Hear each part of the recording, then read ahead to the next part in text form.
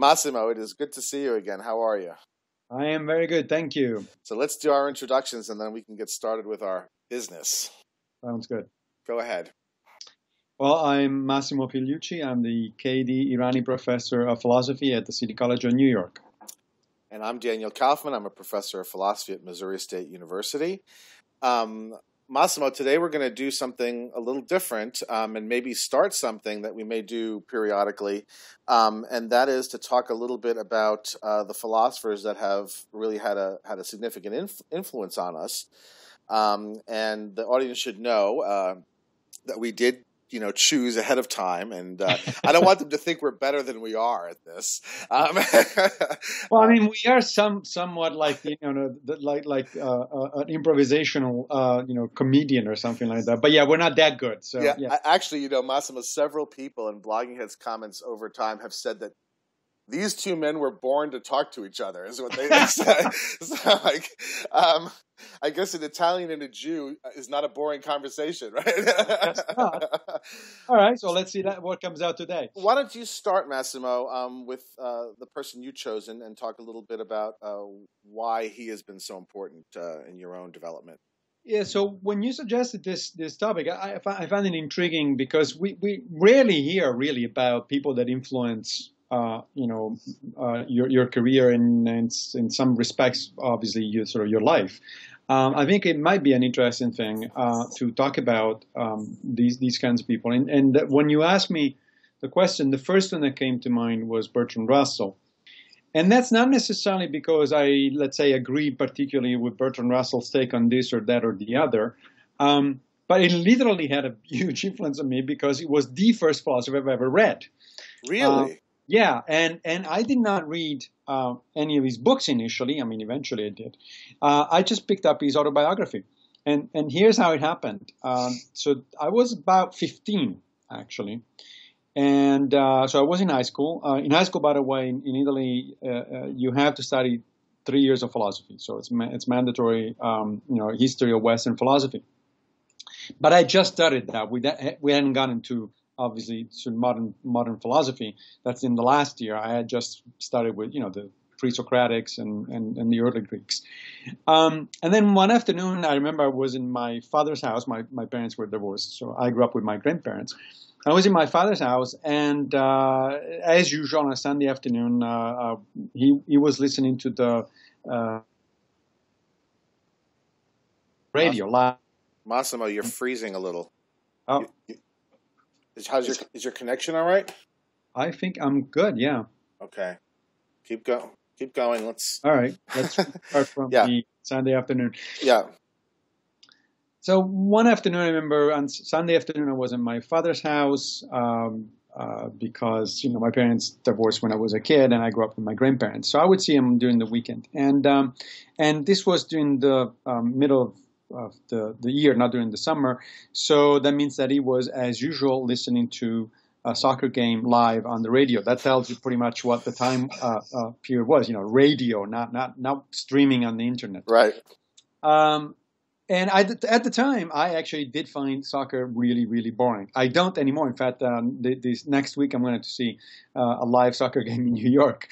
But at the time, it really was unbearable for me. So I didn't have anything better to do for that hour and a half or so. So I started browsing my father's library. Now, my father wasn't exactly sort of an intellectual kind of person. He was very smart, but he was not an intellectual kind of person. So he had one of these general collections of anonymous collections of books. They all look the same, the same cover and all that, and all the classics and that sort of stuff, which I'm pretty sure he never read. Well, it turns out one of these was Bertrand Russell's autobiography, and which was pretty thick. And I'd vaguely heard of the name, and I just picked it up and I started reading it. And, I had nothing better to do. And boy, did I get engrossed into these things. So this was fascinating stuff. I mean, this was a guy who had done not only philosophy but political activism. He had been, imprisoned several times for his, anti-war activism. First time during World War I, and then eventually later on, all the way on to the time of the Vietnam War. one of the anecdotes that he recalls in the autobiography, which made a huge impression on me at the time, was that he was arrested for protesting England's entry, the UK's entry in the World War One. And so he was, brought to the jail, and the guy at the entrance, that was taking down basically the biographical data, asked him for his name and his profession, and of course his religion. And Bertrand Russell's answer was agnostic. And the guy looked puzzled, looked up, and then looked down, and then he said, "Oh, what the hell? Everybody believes in the same God." It's like, that's funny. I thought that was hilarious. And so, so one thing after another, I started reading this thing. I finished the whole book in a few days. I borrowed it from my father, and I finished it, and I was really engrossed. And then that immediately brought me to pick up random other books by Bertrand Russell. One of which, of course, was Why I'm Not a Christian, which is the transcript of a conversation he had on BBC about Christianity and agnosticism and atheism with the then Archbishop of Canterbury. And so I read this thing, and again, it's like, wow, this is a guy who actually thinks pretty much. But this I should also clarify that at the time, this was the time where I was making my fairly rapid transition from being a Catholic to an agnostic first, and then downright atheist. So this kind of struck a chord with me. And so this was the first time where I encountered an intellectual, a philosopher in particular, who was writing about a very interesting life. The guy got married several times. He was, in fact, hired at one point by City College in New York, where I work. Yeah, that's right. Now. And that led to a huge controversy because at the time he had just published his book on marriage and morals, which was very controversial. This was the 1930s, right before World War II, so late 1930s, if not early 40s. And apparently a woman whose daughter was going to City College, but interestingly, who was not actually taking Russell's course, basically filed a lawsuit saying that, claiming that Russell was not competent to teach moral philosophy because of that book. I know, right? And oh my God! Even though the university obviously didn't agree, a New York judge did, and so he forced City College to fire Bertrand Russell on grounds that at the time he was only the most famous philosopher alive, and on the grounds that he was not, in fact, competent to teach moral philosophy. Not only that, but World War II had started in the meantime. He found himself, he couldn't go back to England, so he found himself stranded in the United States. Nobody else will hire him at the time. He was running out of money. At some point, I think Harvard eventually basically gave him a temporary job until the end of World War II, and he was able to go home. So it was a really fascinating story. So that really got me. So this was the time, also remember, not only I was a teenager, but this was the time when I was actually starting to study philosophy. And fortunately for me, my high school teacher in philosophy was brilliant, and she was an incredible teacher. So she really made the topic come alive and made a lifelong impression on me. Even though I had already decided at the time to pursue a career as a scientist, which I eventually did. I became a biologist before moving professionally into philosophy. But so all it came together at the same time. This is the time when I was beginning to study philosophy. I had this wonderful teacher. I was moving from Catholicism to agnosticism and then atheism. And then this guy, this Bertrand Russell guy comes up and shows me that philosophy is much more than just sort of arid and very difficult to understand books. So that was a major, literally life-changing influence in that sense. It didn't affect my life in the sense that I switched career to philosophy, not immediately. Right. But it did have these long-lasting effect, which I also in part credit anyway for eventually my career switch much later in my life. But it sort of it really laid the ground for sort of a love of philosophy since I was a teenager, and then never left me. And then I eventually read a number of other things by Russell. I significantly later I appreciated the effort that he made with Whitehead for in their Principia Mathematica to try to put mathematics on logical foundations, and of course that attempt failed spectacularly.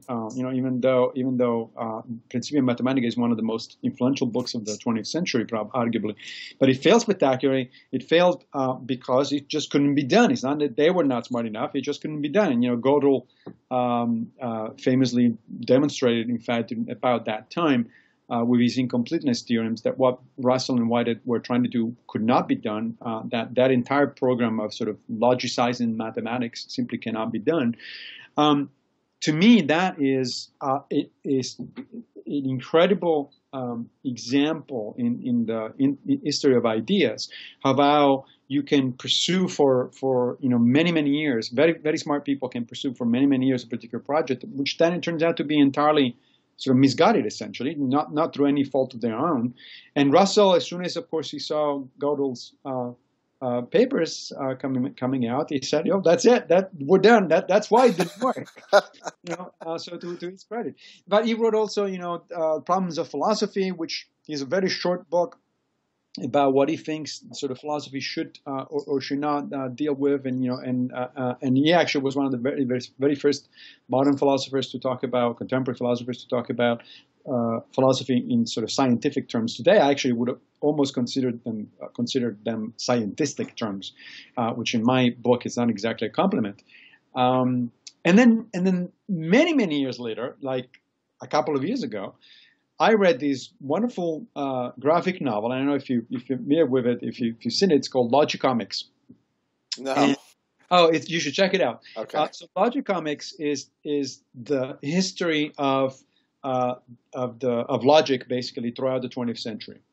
And it's written by a couple of philosophers, Greek philosophers, and together with an artist who made it into a comic book. And the main character, of course, is Bertrand Russell. That's amazing. And it's, so they talk about Russell and Whitehead. They talked about Gödel. They talk about, the relationship between mathematics and logic. And it's so well done.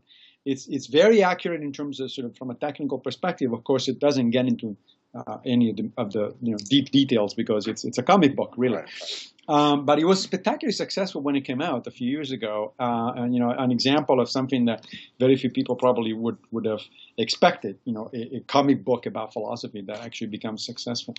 But that sort of brought back all these memories because I saw Bertie there with in comic book format and talking about his problems. And also he had he was a very interesting person. Not just as an intellectual, right? So I mentioned that he got married several times, and he had some really rocky relationships. Some of them, quite fair. It was his own fault, but at the same time, he also struggled with depression. He contemplated suicide. Apparently, there was a history of that in his family. So the guy was definitely not, sort of a normal person. In fact, in the Logicomics book story. One of the side stories is this exploration of the relationship between genius and suicide, and depression and suicide. As it turns out, a lot of logicians and mathematicians apparently have gotten back, pretty close to that precipice. So he was a spectacular, larger than life figure, and he's still a large, very very large influence on me. Again, not in the sense that I necessarily do anything in my professional career that has to do directly with Bertrand Russell, but one of my prized possessions, for instance, which I cannot show you today because it's in my other office at City College. I'm at the Graduate Center today. Is an autographed photo by Bertrand Russell, and which I have on my wall. And then one of my friends a couple of years ago for my 50th birthday gave me a first edition autographed version. Edition of the History of Western Philosophy, which again, it's another interesting example. I mean, if you read that book for many years, that was the book to go. That's right. Anything about Western philosophy, right? But it's very opinionated. It's very flawed as a history. It's definitely flawed. No question about it. But it's very opinionated. It's funny. It's engaging. Yes, you have to realize that Bertie there does give his own opinions about certain things, which are definitely not sort of an objective or detached view of certain things. But boy, does that get you into the readings? And you really want to know, what he thinks about this or that or the other. And then, of course, you mature and you read other things. You say, well, actually, he probably was wrong about, his assessment of, I don't know, the existentialists, for instance, or something like that. But for many years, that was the book to go, and it, things have not improved very much in the area of sort of Eastern and Western philosophy. Now you can have a lot more resources, that are a lot more anthologies and all sorts of stuff. But when I was young, that was the way to go, and it made a huge impact, huge influence on me from that perspective. So that's pretty much the basic story about Bertrand Russell. I still consider him today one of my top 3 or 4 philosophers in terms of influence. Maybe we'll get to some of the other ones in the future episodes of this occasional series. Sort of thing. Yeah. So what was it before we go to I want to ask you about your pick for the day. But do you have any thoughts about Russell? And I also want to ask you a few things about what you said. Unlike you, when I was 15, I wasn't doing such intellectual things.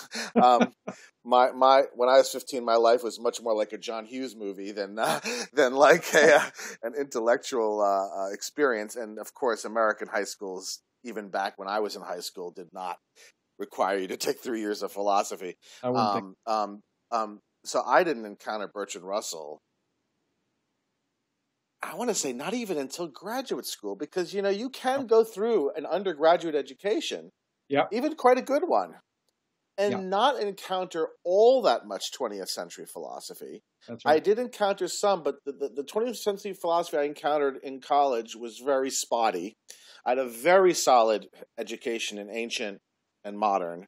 The contemporary, it really depended on what sort of elective courses you took. So, I took a course in epistemology, and so I got some, I got Quine's naturalized epistemology, and I got, other things, but I didn't get Russell.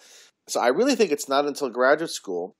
But it's funny, unlike your experience, Russell was presented to me, he was presented as someone who represented what had already become a very dated conception of analytic philosophy. Right. And I think I was probably that he represented the sort of terminus of a certain way of thinking about philosophy that people like Wittgenstein showed was impossible, right? And that who has, of course, was one of Russell's students. Well, right. that's the story about Russell and Wittgenstein's relationship is fascinating and has been written about, and I think is in that Derek Jarman film about Wittgenstein, which I don't love, but it does get at the stuff on Russell. Russell originally was, in a sense, his mentor and brought him in, but then, in a sense, the pupil outgrew the mentor, and it's pretty clear that it got to the point to where Russell no longer understood Wittgenstein's philosophy, and this created tension. On the one hand, as you correctly pointed out, Russell could admit that he was wrong about something, like he did about the Principia, but he never was able to accept the later Wittgenstein philosophy, which rejected the sort of very logical empiricist sort of way of doing philosophy that Russell sort of represented the sort of the pinnacle of. So I did. Fair, he wasn't the only one rejected the later Wittgenstein. So there was no, absolutely. I'm just talking about divide there even still today. Right. So but what happens is I will say this though. Here's where I don't think there's a divide. At least there's no divide, I think, when people say things. Maybe they still do them, but I think that the kind of logical empiricism that Russell represented is pretty much universally agreed to be dead. At least that's what people say. I think that there are a lot of positivistic things going on in philosophy, but that often happens unwittingly. It wasn't just the later Wittgenstein. It was also Quine also did a lot of damage to logical empiricism. Sure. And it's the sort of the way that it's sort of conceived of the business of philosophy, as well as the substance of it. And so the way I was taught was that, you had Russell, and then later, A.J. Ayer representing the sort of last gasp of a sort of a 20th century empiricism that then Wittgenstein attacked from the sort of position of ordinary language philosophy analysis, right. And that people like Quine attacked from the naturalistic perspective, and that by the time they were sort of done, there was really not much left of it. The only place where sort of where I read Russell, where he wasn't presented to me as sort of a dated guy was, of course, in the atheist circles.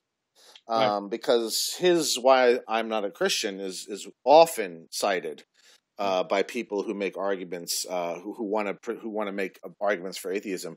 And actually, one of the things I wanted to ask you was, beyond the sort of comfort and sort of bolstering that it gave you as a young teenager who was transforming from a religious worldview to an atheistic one, were there specific elements of his critique in "Why I'm Not a Christian" that influenced you specifically? In other words, were some of the reasons that you ceased to be a Christian the same reasons that he sort of talks about in the book? Yeah, that's an excellent question.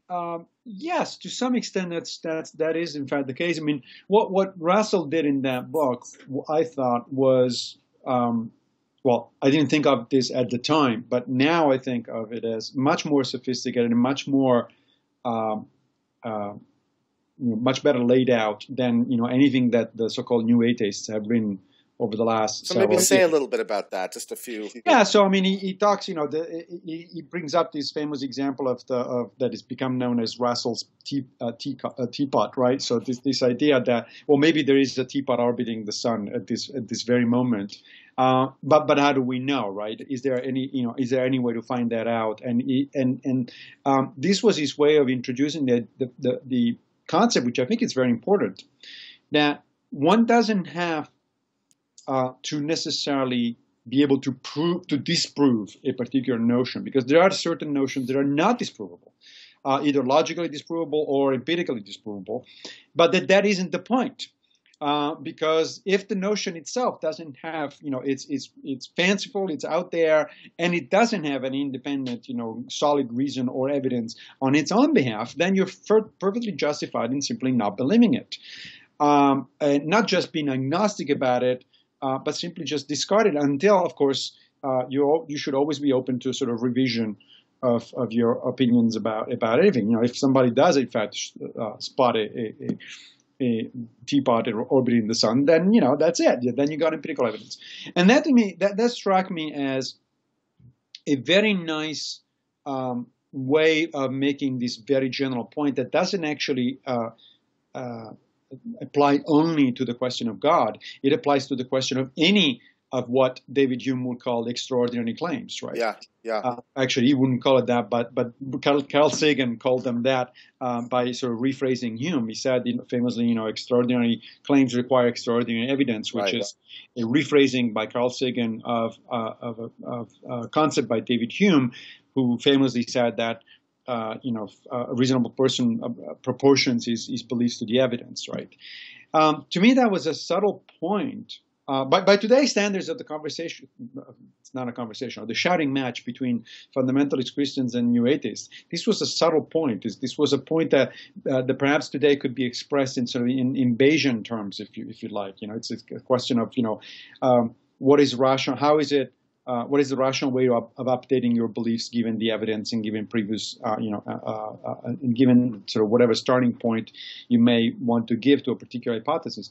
So when I read that, I couldn't really, I appreciate immediately the metaphor and I appreciate the point.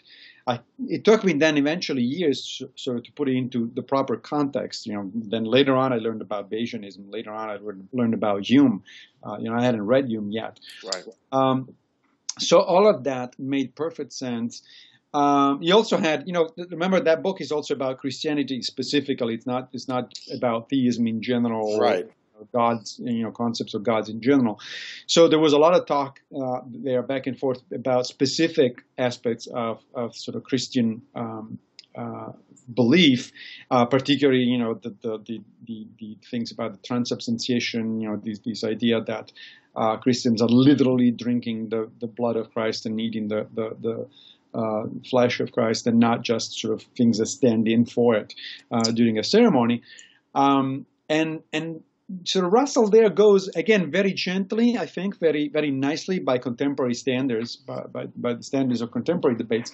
But he goes there and basically says, he doesn't say it, but he basically says, look, this is nonsense. I mean, how do you believe this kind of thing? This sort of thing goes entirely against anything that we know, not only about physics, but any reasonable metaphysics you may want to build on the basis of, sort of rational discourse.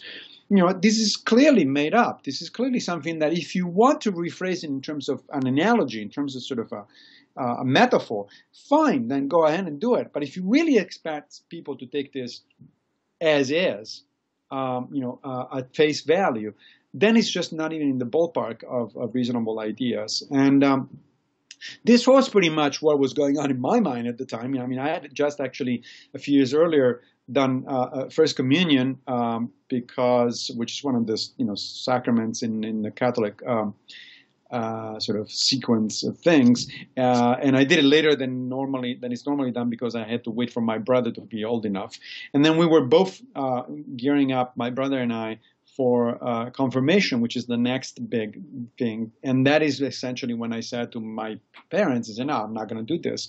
And some of the reasons that I was trying to articulate were, I found out, very much along the lines of what Bertrand Russell actually had written. So when I found the book, I said, aha, this is exactly what I'm thinking. Of course, this is much better expressed. This is much better, much more clear than the way I could have expressed it. But yet he gave, nice form and a lot of substance to the sort of doubts and general problems that I had. Did he get? It's been a while since I read the book. And maybe you'll remember better than I do. Did he also criticize Christianity, not in terms of the sort of various belief claims that it required a person to accept, but in terms of its role, its historical role, its social role? Did in other words, did he criticize it along the lines of being a bad actor? Right. I think there was something like that. I honestly should go back actually and reread the thing because I haven't read it in a number of years.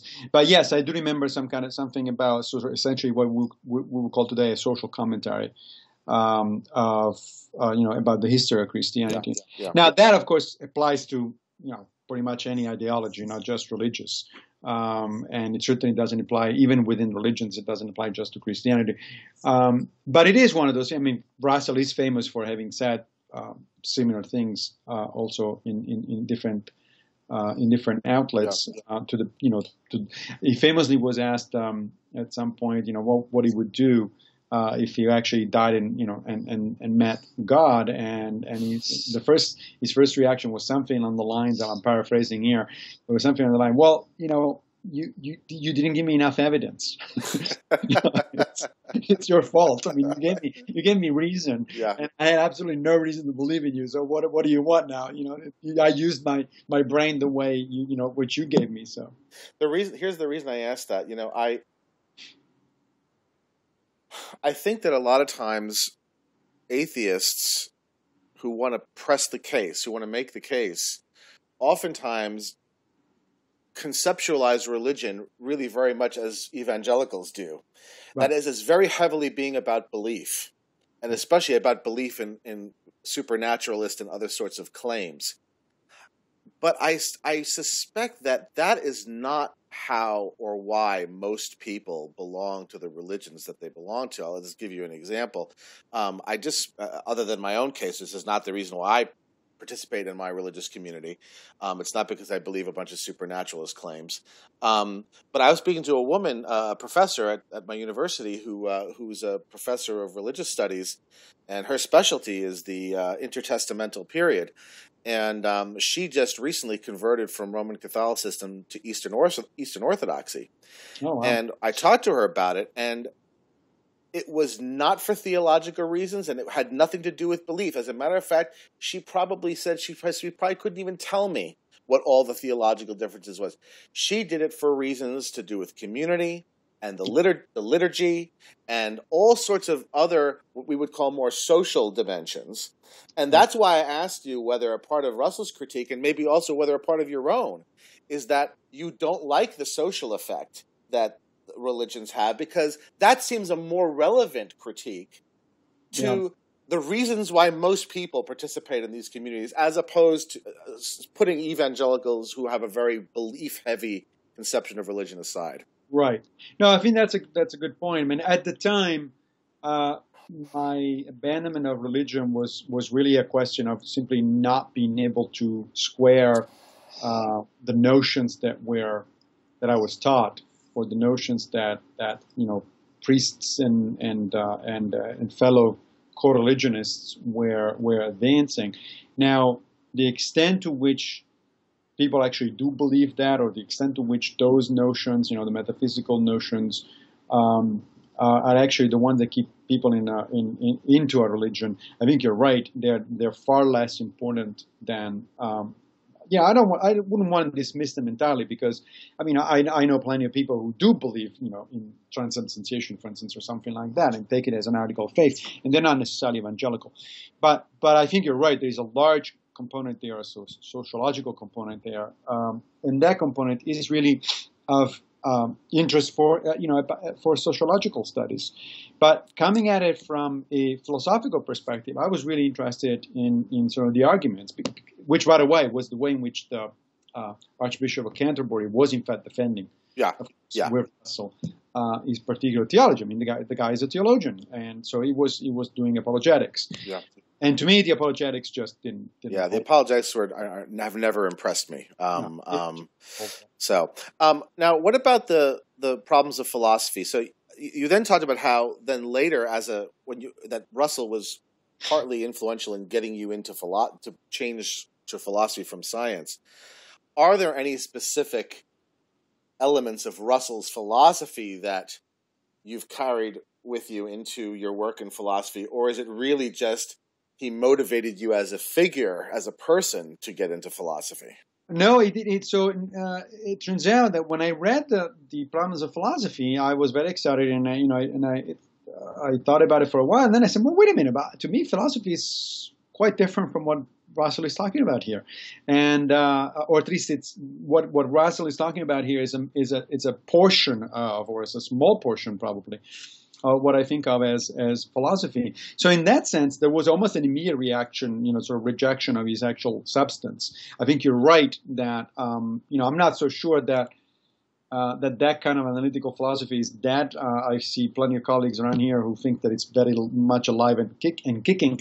But at the same time, it was certainly immediately circumscribed, and it's immediately sort of almost a self-contained kind of approach to philosophy. There's a bunch of other things that are outside of the logical empiricist approach to philosophy, or even the strictly analytical approach to philosophy that are interesting and that I was interested in pursuing. Russell never talked even about philosophy of science, for that matter, which is my field, of course, of specific interest. He talked about philosophy as a science. He talks famously about scientific philosophy, and I reject that. I don't think that philosophy can or should be done in a scientific fashion. He did write a book somewhat relatively late, a work in epistemology, right. Where the issues do overlap to some degree with the philosophy of science issues. But you're right; it's interesting that he never really did work in the philosophy of science. Yeah. Given who he was, Right. So most of the influence that he had in terms of philosophy came from the logic, from his work in logic. That one I appreciated, and I studied it later on at a better level and more in depth. But no, his take on analytic philosophy, I think, at the moment, I think at this point is interesting historically. It tells you a great deal of where philosophy as a field was at the beginning of the 20th century, during the first half of the 20th century. You do want to still today make sense of his discussions and discussions with his contemporaries, including people like G.E. Moore and so on and so forth. But I wouldn't see today myself actually doing any any scholarship into those areas that Russell identified as the problems of philosophy. So he really influenced. It was Russell, the man, who influenced you. I mean, yeah, that's right. He influenced your career path in the sense that you admired him. Yeah. And was your mathematics good enough from the sciences to be able to really read the Principia and understand No way. what they were trying to do? No way. I had a very superficial understanding. I mean, especially again as a teenager, I have a very superficial understanding. I went back to it later, and it's as you know, it's very heavy going. Yeah. Yeah. So I went back to it as a curiosity and said, okay, I want to see how these people actually, what these people were writing. But by that time, of course, there was also not much of an incentive for a number of reasons. First of all, because I knew that the project was doomed. And second of all, because I've actually, my area of research or scholarship is really not logic or mathematical logic. But I was curious, so I went back to it. And yeah, it's one of the most difficult. I mean, if people tell you that they read the Principia, they probably love it. Yeah. There's very few people who did. Because the Blind Heads audience has a lot of very intelligent people who like to read things. If you want a glimpse at what Russell was trying to do, but in a much easier form, you actually can read Frege's Foundations of Arithmetic. Yeah. It's much more readable, and in the sense, and you can sort of follow what the project was, and it was essentially. I mean, Russell, I don't want to say got the idea from Frege, but he did sort of get the idea. I mean, Frege was doing it first. Yeah. Was trying to reduce mathematics to logic first, it's a more readable. The Principia, I think you really can't read unless you have advanced knowledge of both logic and mathematics. Yeah.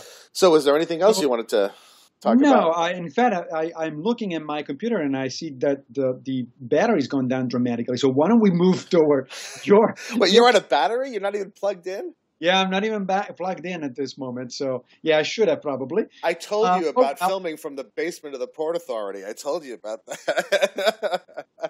All right. So your pick for the day of a philosopher who influenced you. Right. So mine's going to be less personal than yours, because philosophers didn't influence me as a young person, and didn't influence me in terms of my life. The person I chose is Gilbert Ryle, and here's how Ryle influenced me. Ryle influenced me in that I underwent a major shift in my thinking once I was already a philosopher. So I started out, and really I'm not as an undergraduate, but as a graduate student. I started out very much as a hardcore Platonist and rationalist. I was very, very influenced by Jerry Katz. I think I've talked to you about this. Yeah. Jerry Katz, Gerald J. Katz, he and Jerry Fodor were students of Chomsky. And Katz was at the Graduate Center when I was a graduate student. And by that time, he had migrated away from the sort of psychologistic view of language that Chomsky embraces to a Platonist view of language, along the lines that Frege advocates. And I found Katz, both his personality, I actually could have picked Katz. I found Katz's personality very powerful and impressive. I never saw him ever lose an argument to anyone, ever. And people were afraid of him in terms of debate. I mean, he was that good. And I also just like this picture of philosophy as dealing with abstracta, that's its sort of business, is to deal with the abstract dimension of reality. Right. I refer now to that one as the Platonist temptation. Right. And it is, and also there's something about that was tempting to me as a young philosopher, partly because it was countercultural at that time. Katz, I think he would have been a pariah had he not been such a powerful man in terms of his personality. It was Wittgenstein and Ryle that broke me of this. It was learning about Wittgenstein and Ryle that broke me of it. I didn't get broken of it till I was already a professor. Uh-huh. And it's because of people I met. It wasn't even through work. It wasn't through school. It was through people I met who I was really influenced by. One of them whom I did an earlier dialogue with, named Ian Ground from the University of Newcastle, who I met by going to British Society of Aesthetics meetings, and he's a very heavy Wittgensteinian, and if you start following that trail, you're going to wind up at Ryle, because Wittgenstein and Ryle had a very similar critique of the way philosophy was being done. And so for me, Ryle is influential not because he led me to philosophy, not because he influenced me as a person, but because he was one of a handful of thinkers who fundamentally changed the way I think about the subject and the research I do. You can find articles of mine that are where I'm arguing for Platonism. Yeah. Interesting. Well, maybe we should talk about that phase at another time. Yeah. Because I've had a short Platonist phase on my own. But so, did you read?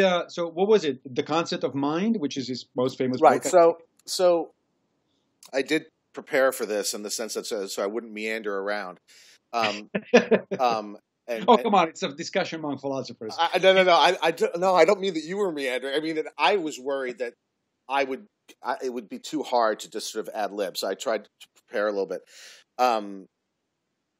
There's a short number of things that Ryle did in a handful of pieces that really is what did it for me. So The Concept of Mind is the book. Right. That really impressed me. He also has some very interesting essays. He has one of the best essays on Parmenides ever written. He has a really good essay called Jane Austen and the Moralists, which is great. He's a very good philosopher. I should just say a moment about him. He's roughly contemporaneous with Russell, but Russell was at Cambridge, and Ryle was at Oxford, and they were very different types of philosophy being done at Cambridge and Oxford. As a matter of fact, the Oxford style of philosophy became known as Oxford philosophy, and it was largely this ordinary language approach to philosophy. So the two most famous people, of course, were J.L. Austin and Gilbert Ryle, were the two most famous proponents of that school of thought. So that's a little background on who he was. The things that impressed me about him, the aspect of the critique that impressed me were severalfold. One, he criticized philosophy's tendency to hypostatize its subject matter. That is, to look for objects. So we're talking about mind, we got to find the thing that's the mind. We're talking about meaning, we got to find what the meanings are. We're talking about intentions, we have to find out what things are the intentions. This tendency of philosophy to look for objects, right, that correspond to these ordinary language concepts that we use. Okay, he was the one that coined the phrase "the ghost in the machine." Right? Yes, that's the critique of Descartes. So that one thing is this tendency of philosophy to hypostatize its subjects. One of them being looking for the thing that is the mind. Right. Another being looking for the things that are thoughts, and the third being looking for the things that are meanings. Right. Those are the three. Right.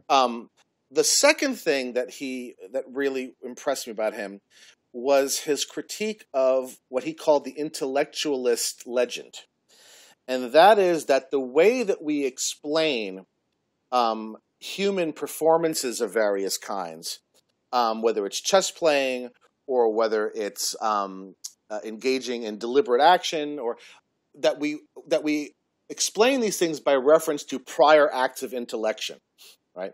Okay. That is, we model our account of human behavior on the account of cause and effect in the sciences. So in the sciences, if we're looking at, let's say, the behavior of a planet or the behavior of a cell, we look for antecedent causes of that behavior, right? And so in what we do when we talk about human action is we look for the antecedent causes of human action. So there's this famous example that Wittgenstein gives when he asks, what's the difference between raising my arm and my arm raising? So I can raise my arm, let's say I'm in a class to ask a question, or my arm can raise, let's say I have a muscle disorder, right? So Wittgenstein asks, what's left over, right? What's the difference?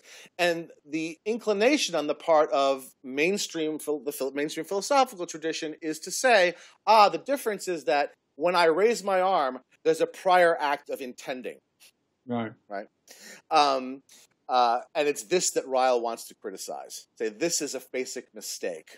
Right. So I can talk, if you want, I can talk about a little bit about what each of these critiques involves, but those are the two things that really impressed me about him and broke my commitment to the sort of tradition I had been working in before. Well, I wanted to actually ask you a couple of things, actually, that going over my own notes about Ryle, about whom, of course, I know much less than you do, which is why I'm asking the question. You're giving the answer. So one of the ways he puts what he's doing, what he's up to in that book, is that he says that he doesn't think that philosophy is in the business of sort of augmenting knowledge necessarily, but he uses the term rectify the logical geography of the knowledge that we possess. Yes. I like that idea.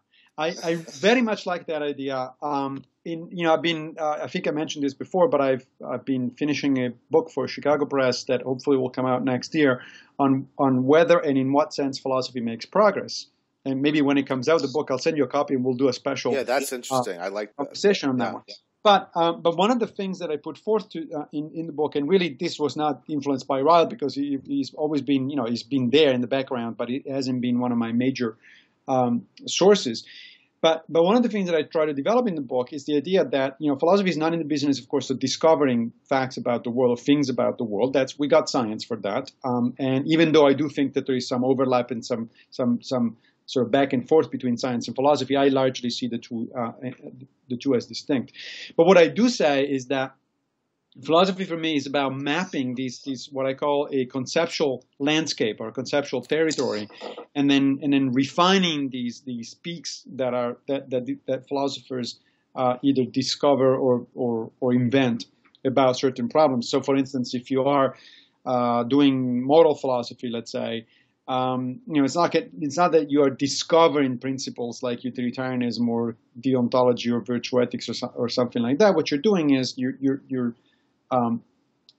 clarifying, you're playing with these ideas. You are, as Ryle seems to say, sort of exploring the geography and rectifying and clarifying the geography of something that we already actually know, we already possess to some extent.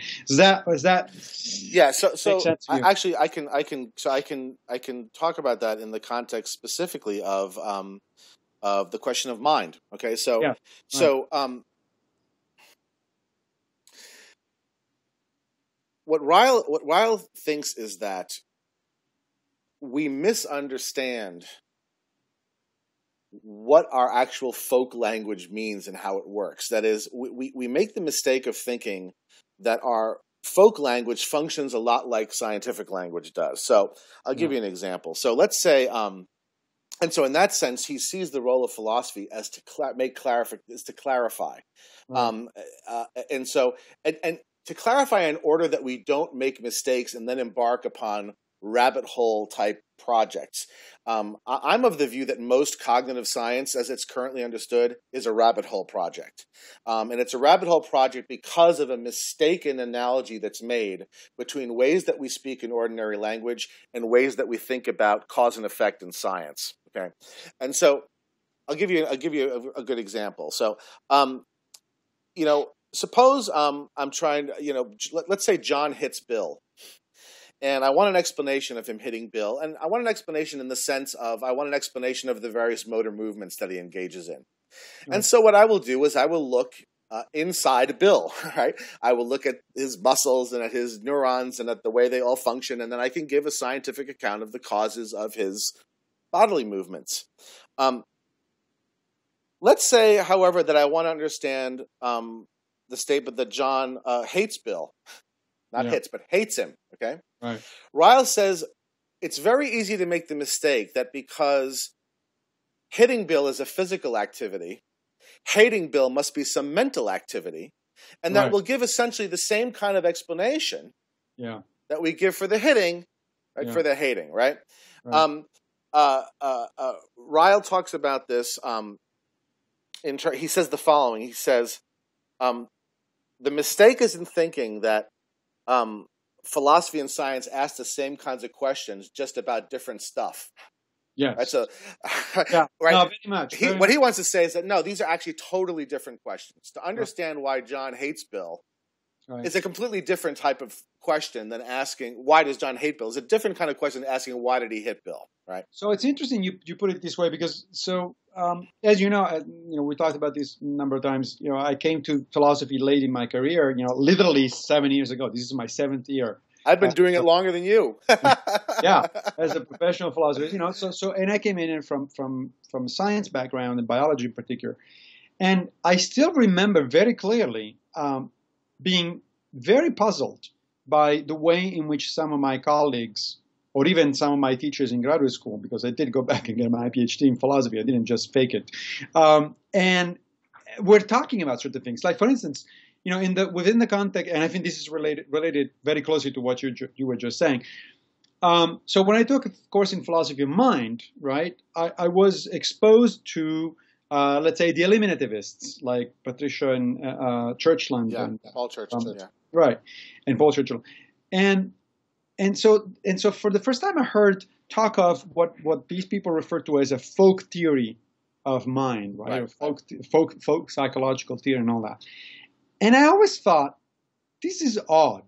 Folks don't have theories. Right.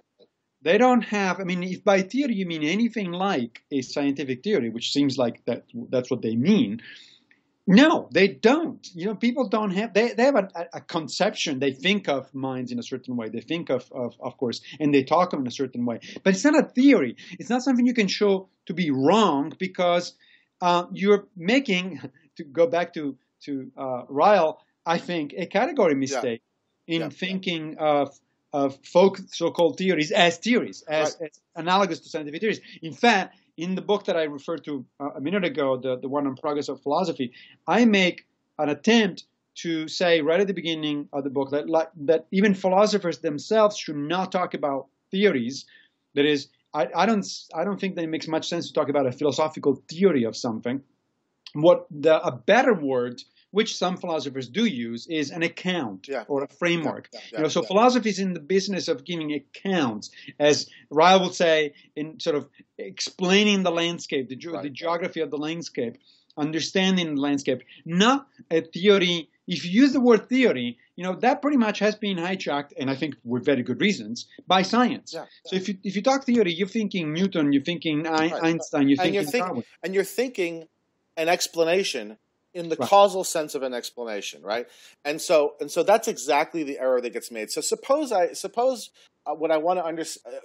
tell you that John hit Bill because he hates him, okay?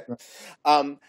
The mistake Ryle wants to point out is in saying that, I'm saying the same kind of thing as when I say the neurons firing in John's head caused his arm to move, okay? Right. And the reason why we make that mistake is because we think that just as corresponding to the physical action where there is some physical process, that corresponding to the mental action where there must be some corresponding mental process, right? And then we go down the rabbit hole. We start looking for where the hating is in John's mind or in his brain. Interestingly, both the Cartesian and the physicalist make the same mistake. Okay, they're both looking for causes and effects in the mind, just like the scientist looks for causes and effects in the world, because they think that we're asking the same kind of question.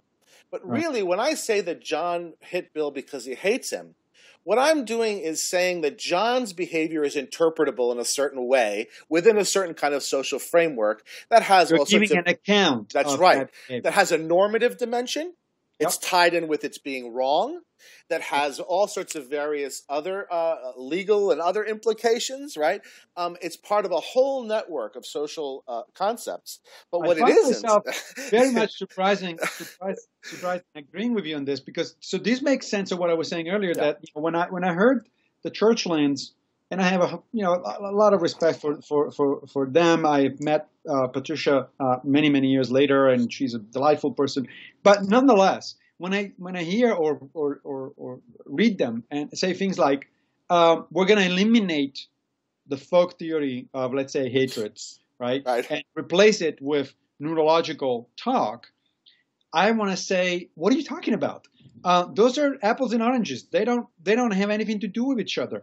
To say that I forgot the names that use John and whatever. Yeah, John and Bill. John and Bill. Yeah.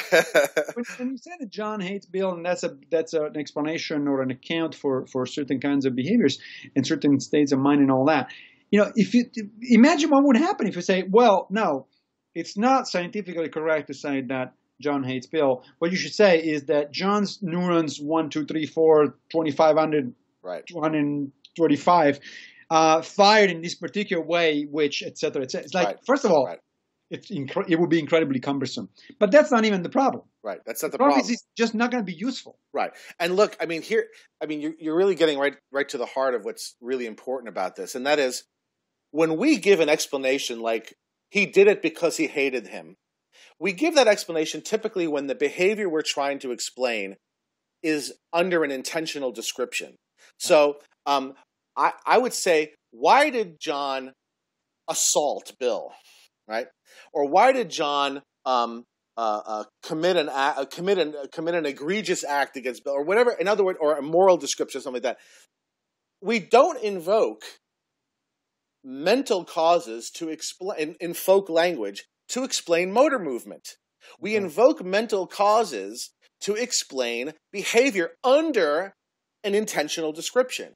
And so, but because of the way that the sentences look, the way that the sort of subject and predicates go and all of that, we can easily make the mistake in thinking that we're asking the same question as we asked when we're asking for an explanation of his motor movements.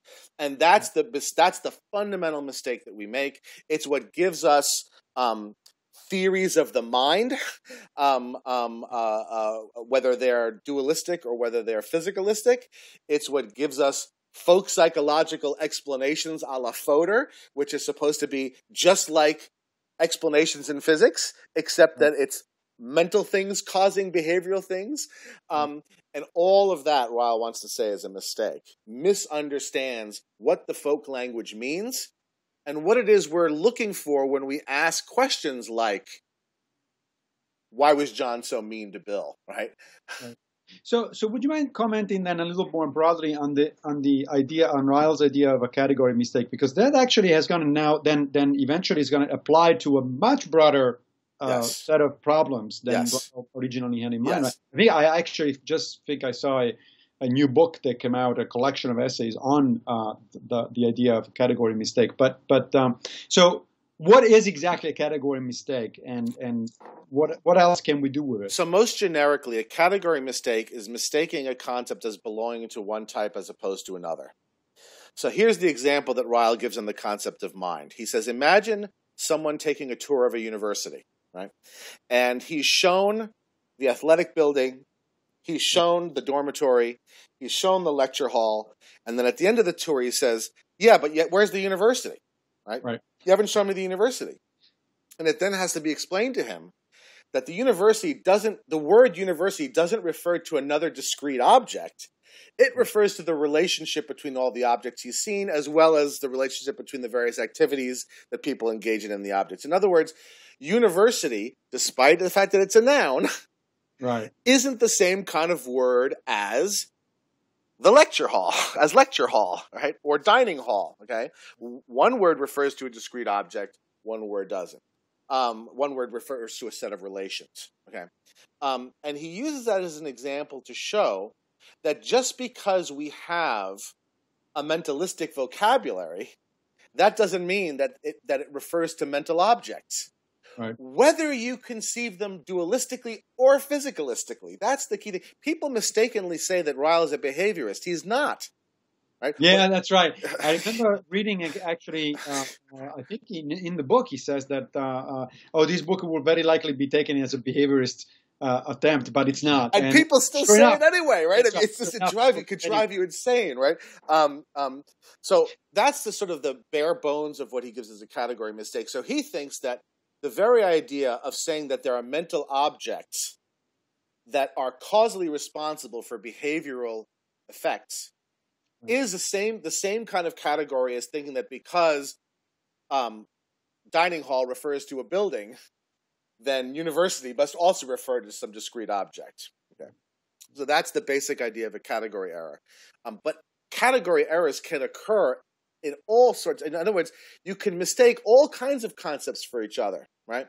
The other really thing that really influences me also involves a kind of category error, and that's what he calls the relationship between knowing how and knowing that. Right. Right. Of course, he's famous for that as well. Right. So why don't you tell us about that a little bit? Right. And so this is related in the following. This is related to what we've been talking about. So it's very common for us to think that in order to explain various types of performances that are always under some sort of intentional description. So either if we describe a performance as intelligently executed, or we describe a performance as being done freely, or that what explains those competent performances is some prior act of intellection, right? Some prior act of reasoning. Okay. And so he makes this distinction.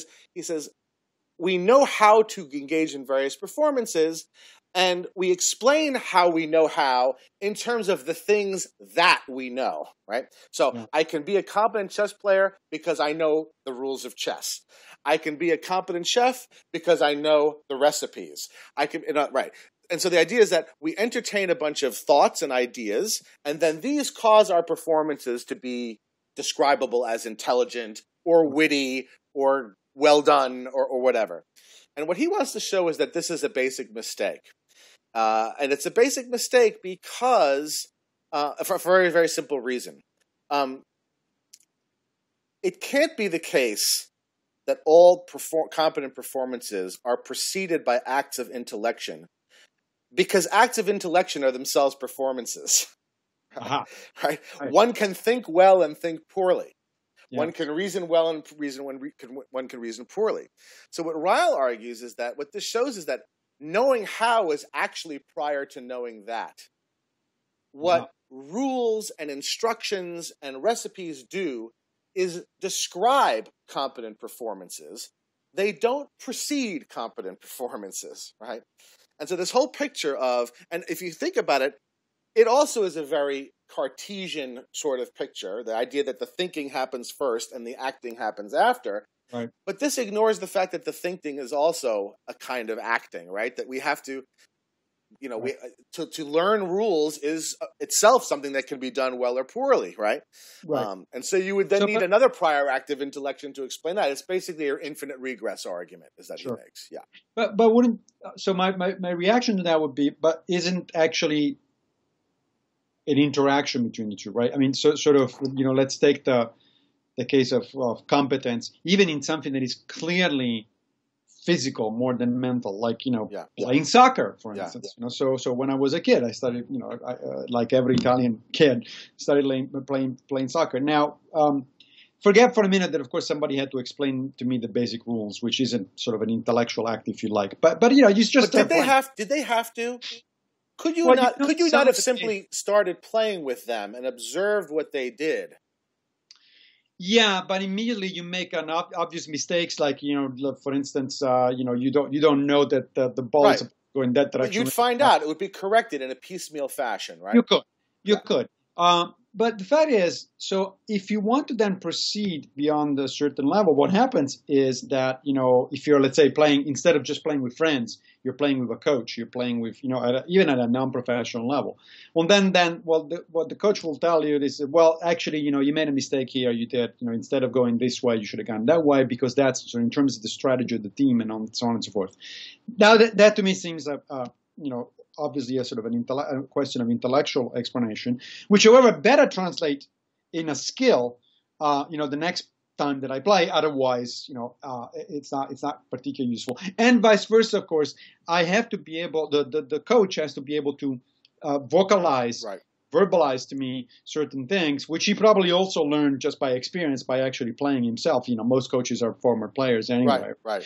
So just even based on that simple example, I would think that the two no matter how you get them started, I mean, I can even agree that most of the times, if not even all the times, you get started with a sort of a practice, with an actual physical action.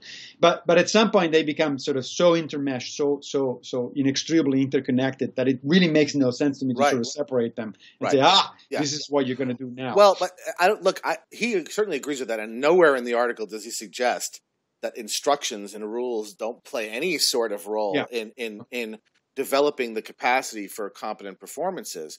Right. But he is reacting to a tradition in philosophy that very strongly says that acts of intellection always, not only temporally, but conceptually precede competent performances. This is sort of, and this is traditional philosophy's rationalism with a small r, right? And he shows that, he shows that can't be the case, right? Because look, the rules of soccer could only be drawn up once there was soccer. They couldn't have, in other words, soccer emerged as a set of practices that then a set of rules were drawn up that describe what people agreed upon, where they accepted practice. And notice it can evolve over time. They can change, right? That's right, and they did. And so Ryle is not making. He's not denying the role of intellection. He's not denying the role of the role that. I'm sorry. Dog. Yeah, it's because somebody must have come home. The role that knowing that plays. What he's denying is the alleged role that philosophy traditionally has said it plays, right? And look, I would also say, it's a very cooking and recipes is a very good example of this, also, right? Yeah. Obviously, the recipes describe successful cooking performances. They can't precede, right, successful cooking performances. And you also will notice they don't provide a very good basis for learning how to be a great cook. No one became a great chef just by following recipes, right? There's a real limit. I think at one point, Ryle describes rules as like banisters for toddlers, right? They do help you walk, but they're not what make you walk really well. What makes you walk really well is an awful lot of practice, right? I mean, again, that I think that's definitely the case for recipes. I mean, I like to cook myself, and I can certainly sympathize with that approach. But I also like to play chess, let's say. Mm-hmm. And somebody had to explain to me at least the basic rules before I even played the first game, right? Yeah. So then after that, it did become, again, these back and forth, total interaction back and forth between the two, right? Yeah. But at the beginning, somebody had to tell me, look, no, you cannot move the queen that way, or you can't do this or that. So yeah, I think the two are definitely interesting. But it's an interesting point when you made a minute ago about what philosophers say about certain things really do need to be understood within the context of what they're reacting against, which is why I think the history of philosophy is crucial in philosophy, much more than, let's say, the history of science is crucial in science. Yeah, you're right. I do think that scientists themselves could benefit from learning a little bit of history of their field. But I think it is, in fact, much less crucial. There's just no doing philosophy, I think, unless you actually learn quite a bit about the history of your field, even going back thousands of years. I mean, my blog, as you know, it's called Plato's Footnote because of this quote by Whitehead. By Whitehead, yeah. That said that an argument can be made that much of Western philosophy is a series of footnotes to Plato. Now, of course, he didn't mean that literally. There's a hell of a lot of stuff that Plato that we rejected about Plato. There's a lot of stuff that Plato would not have even thought about writing. But the idea is that he did, in fact, set the agenda for a lot of the stuff that philosophy has been talking about for the following, two millennia. And so that if you don't, in fact, read Plato, you just don't make sense of why certain things are problems, or why people are talking a certain way. Or you misunderstand what the problems, you misconceive the problems, because the problems have been, there's a narrative, right. In which these problems have been discussed. And that's why, in your former... I asked you if I should mention this, but now it's coming up naturally. Oh, go ahead. So Scientia Salon, which is the webzine that you've been working on which you recently have closed, are going to close. And if people who are following the webzine are interested, they should probably go over there and read your statement about why you're closing it. But I always used to, tell people, you need to read this, this, and this because you're talking about something and you're really misconstruing it because you don't know the story up until now. And people would get very angry at me for telling them to do this. And it's not because I think they don't want to read. It's because I think they fundamentally think that there were so many science types on that blog, on that website. So they didn't understand how important the narrative was in philosophy. Right.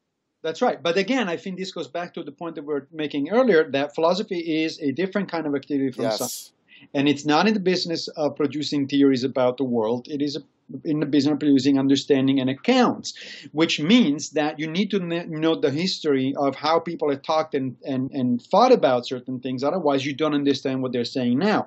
This is not the case for science. I mean, I remember when I was teaching, intro biology and intro ecology or courses in the sciences. One of the discussions there has always been, well, should we teach genetics, let's say, with the historical progression? You start with Mendel and then the discovery of DNA and then you get to modern molecular biology, or shall we start with modern molecular biology, bacterial molecular biology, which is what people are doing now, and then eventually refer to other things if they need be. And my instinct was always, no, you should do the history because the history of ideas is important. But I can see that you can teach an entire course on genetics without ever mentioning Mendel. Right. And you're not missing much. Yes, you're missing the history. But if you want to understand how, what geneticists are doing today, what molecular biology is about, and all that sort of stuff, you don't need anything that is older than, 10 or 15 years, pretty much. In philosophy, that would simply not be possible. It just does not work that way. Yeah. It's a very different kind of activity. Look, my friend, I think we're dying. Your battery's dying. Yeah, we've talked for more than an hour and 15 minutes. Yeah, no, it's great. It's great. I like this. But I wanted to ask you another question. So this may be a misunderstanding on my part, but I have heard people writing, saying, and I read about this idea that Ryle tended to have a fairly limited or narrow conception of what actually is the proper business of philosophy, which is that it doesn't extend beyond philosophy of mind, logic, and language, basically. That leaves out a lot of stuff. I don't think that's true. I mean, look, like I said, if you look at his collected papers, I mean, I have 2 volumes of his collected papers. So this is all the stuff that's not in the concept of mind. Yeah. He wrote on everything, even extending as far as to literature, and the moral effect of literature. But because Ryle saw the business of philosophy as primarily about clarifying errors that we make because of our misunderstanding of the uses and functions of our folk language, our ordinary language, I think what he probably thought that we make the biggest mistakes that lead us down the worst kinds of rabbit holes in these areas, right? And I think he's been right. I mean, I think of all the areas in which this has been most egregious has been in the philosophy of mind, cognitive science crossover. If he was alive today, I think he'd be saying, "I told you so." And I mean, this has big consequences. I mean, we have whole institutions devoted to doing this. We spend a lot of money doing this stuff, and if the whole thing is based on a basic category error, that's something I want to know, right? Is it an ironic then, from that perspective, that Dan Dennett, of all people, is a former student of Ryle? Well, but I think that in that sense, I think it's like Wittgenstein. It's very easy to misunderstand Ryle. The critique is subtle, and also the other part of it is, and this Wittgenstein says more clearly than Ryle, these mistakes don't just arise when we do philosophy. They come out of our ordinary thinking. In other words, they're very easy mistakes to make, right? I'll give you an analogy. Look, the world isn't really three-dimensional, right? But my God, we can't but perceive it that way, right? And so it's very easy to make a lot of mistakes in our basic folk physics, if you want to call it, because we almost can't help but see things a certain way. And if you now think not about perception but about language, you could see how these mistakes are very easy to make, even for very smart people. Jerry Fodor is a very smart person. And he's much smarter than I am in a great sense. He was one of my professors. He was at the Graduate Center, too, when I was a student there. Right. Yeah, occasionally still see him here. But about this, it is completely wrong. And by the way, Fodor taught me that Ryle was a behaviorist. Ah, well, not surprising. So I think that the critique is very easy to misunderstand because it's very subtle. And I also think that the nature of the mistake that Ryle and Wittgenstein describe is a one that's very easy to make. And that's the reason why even very smart people do it. It seems like that's a good to end, don't you think? Yeah, I just hope I don't get challenges to duels by anybody over. Terry Fodor sends me an email. Oh, you think you're smarter than me? Huh? Massimo, thank you so much. Oh, thank you. This was fun as usual. And good luck as your semester gets underway. I hope it's going well. And I'll see you soon. Absolutely. All right. Thanks, Massimo. Sure. Bye-bye.